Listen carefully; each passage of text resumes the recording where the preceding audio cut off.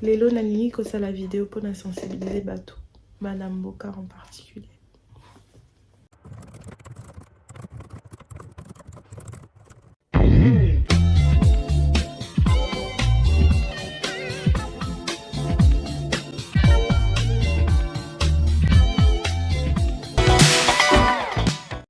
Hello tout le monde, j'espère que vous allez bien.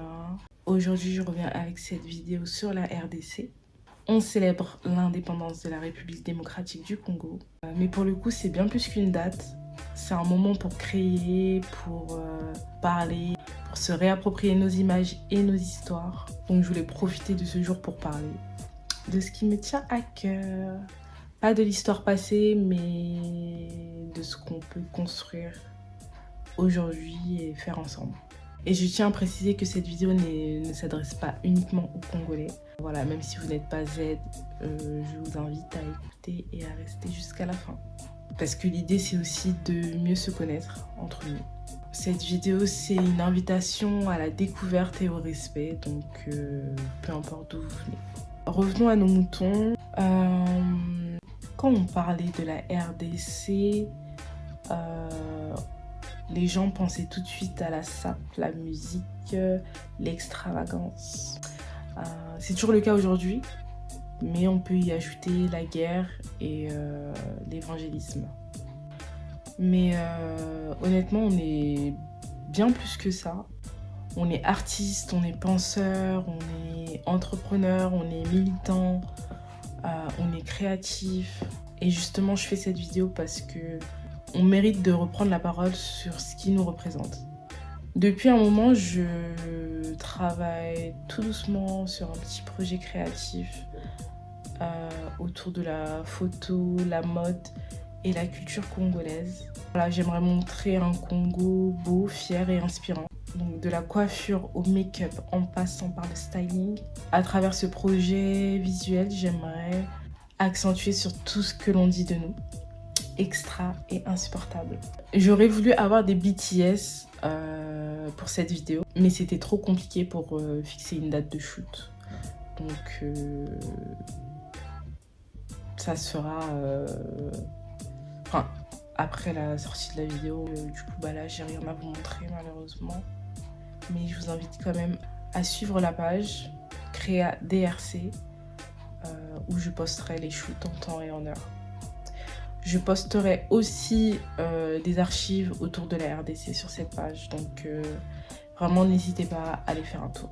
Donc ouais, vraiment à travers ce projet visuel, j'aimerais montrer autre chose, du moins à ma manière, parce qu'il est évident qu'il y a déjà des Congolais qui font ça, qui ont déjà pris cette initiative et qui font un travail remarquable pour nous mettre en avant. Donc un grand merci à eux parce qu'ils nous motivent, ils nous inspirent et voilà, on se rappelle que ce que l'on voit finit par influencer ce que l'on croit possible. Donc il est important de faire ce travail de valorisation, raconter notre histoire nous-mêmes et qu'on arrête de laisser les autres décider de comment on doit être vu ou juste leur permettre de faire ressortir ce qu'il y a de pire en nous en fait. Voilà, nous les Congolais, on n'est pas parfaits. On n'est pas parfait non plus. Il y a des comportements, des paroles que nous devons aussi corriger chez nous, dans notre communauté. C'est notre responsabilité de nous éduquer et de nous remettre en question et de nous sanctionner en interne quand c'est nécessaire. Mais attention, ce n'est pas une excuse pour justifier la xénophobie. On minimise notre culture, enfin quand ça les arrange. On nous ridiculise. Je pourrais pas dire qu'on se moque de nos coutumes parce que visiblement on ne nous connaît pas.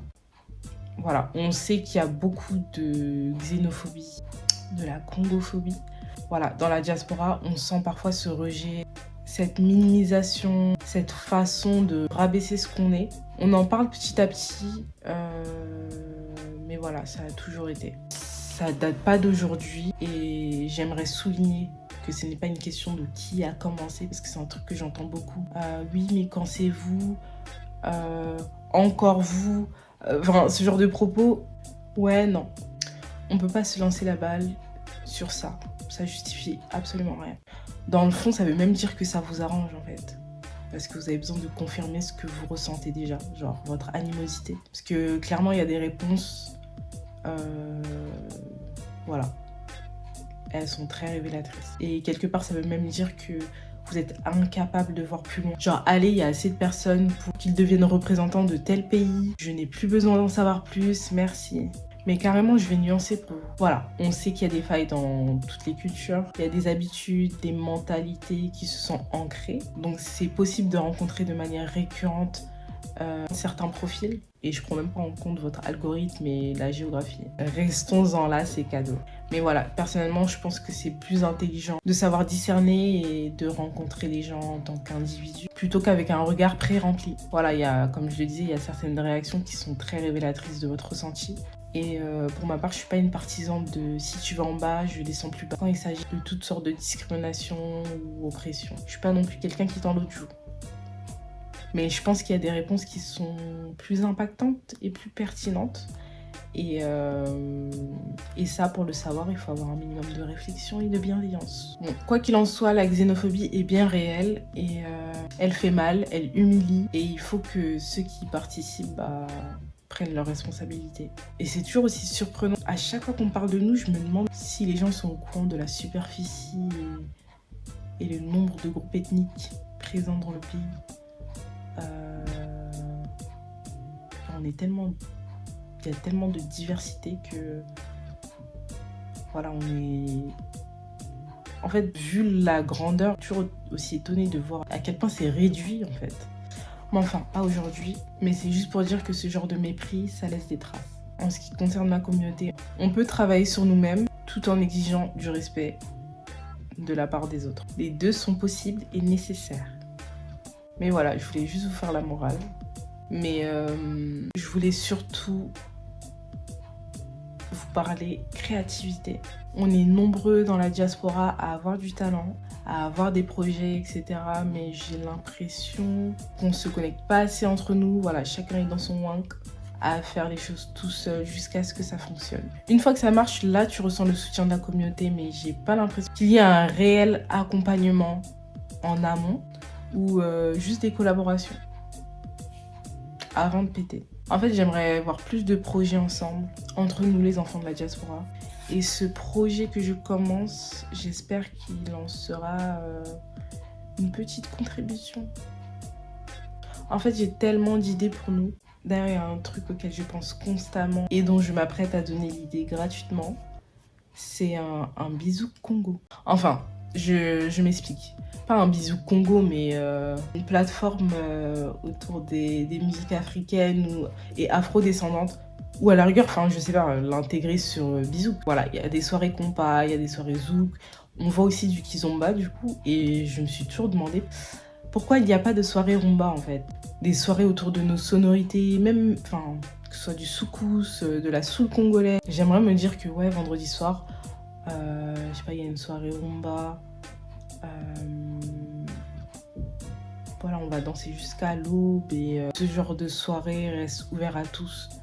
C'est sûr qu'en majorité, on retrouvera les gens de notre communauté quand il s'agit de des musiques de nos pays. Mais ça reste un truc accessible et ouvert à tous. Que tu rentres dans ce genre de soirée, que tu vois toutes sortes de communautés, que voilà, qu'un Ghanéen soit capable de danser la rumba avec toi ce soir. Je sais pas, mais rendez-moi ça mainstream en fait. Et donc voilà, c'est un truc que j'aimerais beaucoup voir et d'ailleurs j'en profite pour mettre en lumière des artistes congolais qui font un travail incroyable. Récemment, j'ai assisté au concert de Danny Bumba, un artiste génial qui, avec les Mélangeurs, propose une musique magnifique de la soul congolaise.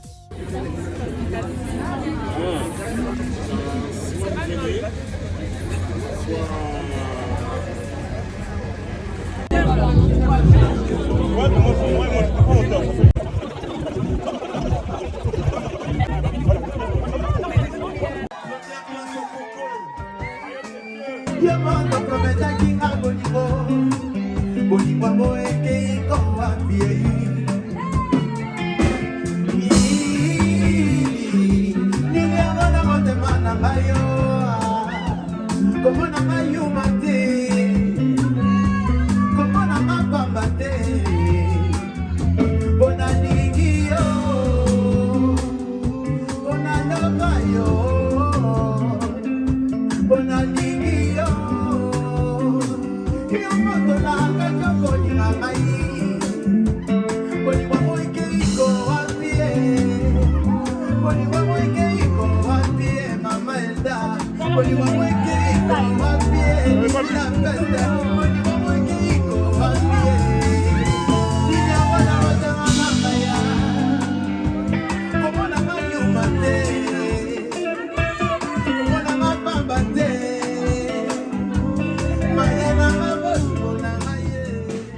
Vraiment, c'est un mélange de douceur, de profondeur et de fierté. En fait, c'est ce genre de projet qui valorise la RDC et qui montre la richesse de notre culture. Franchement, je vous encourage à aller les suivre et à découvrir ce qu'ils font. Il y avait aussi un autre artiste, Isaiah, que je vous recommande. Lui aussi propose un univers unique et fort. Et l'amour est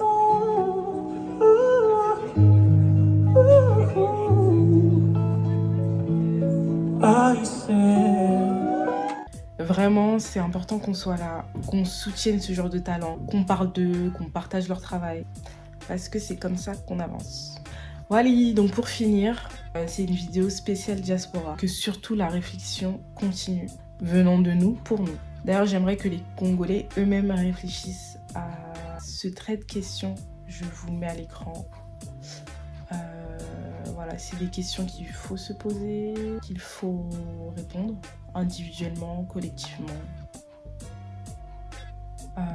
Voilà, on garde en tête que le Congo, c'est notre héritage. On a du talent, on a des histoires magnifiques à raconter. Je pense même à l'histoire de Ota Benga, un pygmée Mbuti qui avait été kidnappé à l'époque de l'esclavage. Enfin, on était même à la fin de l'esclavage, je crois. Bref, à revérifier, mais voilà. Son histoire à lui qui mérite d'être racontée. Enfin, j'aimerais trop voir un film sur cette histoire. Je vous invite à le Google et voir ce qui s'est passé. Il a été kidnappé dans sa forêt et amené aux États-Unis, en Virginie, me semble. Voilà, là je vous dis de mémoire, mais il faut que je recheck précisément l'histoire. Et en tout cas, c'est une histoire qui est touchante, tragique, of course.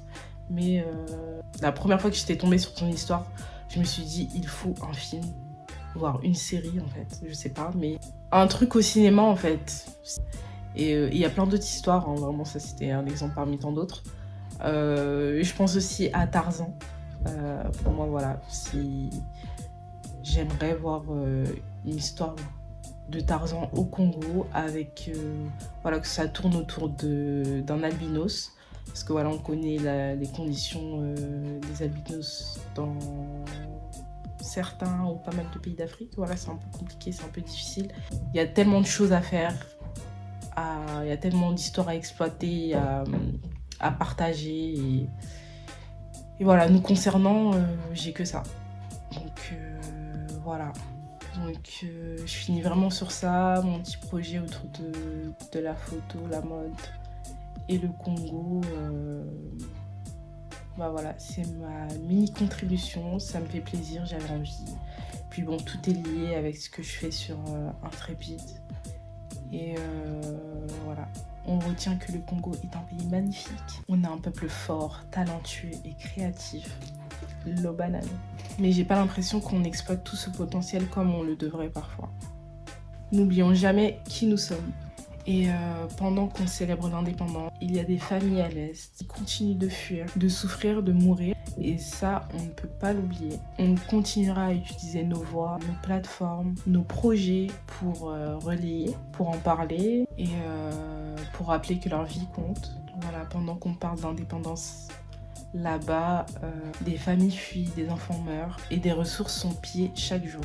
Ne parlons même pas de l'update qu'on a eu récemment. Tout ce que j'ai à dire, c'est que on garde une pensée pour l'entièreté de la RDC qui mérite sa dignité et une vraie libération. Voilà, ce qui se passe à l'Est, ce n'est pas une histoire éloignée, c'est nos frères, nos sœurs, nos mères, nos enfants. Ça nous concerne directement, leur douleur et la nôtre. C'est pour ça qu'on utilise nos moyens, aussi petits soient-ils. En tout cas, merci beaucoup d'avoir regardé jusqu'au bout, merci de m'avoir écouté. N'attendez plus pour vous lancer aussi sur des projets qui parlent de nous. Et on se retrouve bientôt dans la prochaine vidéo. Bisous et bélé.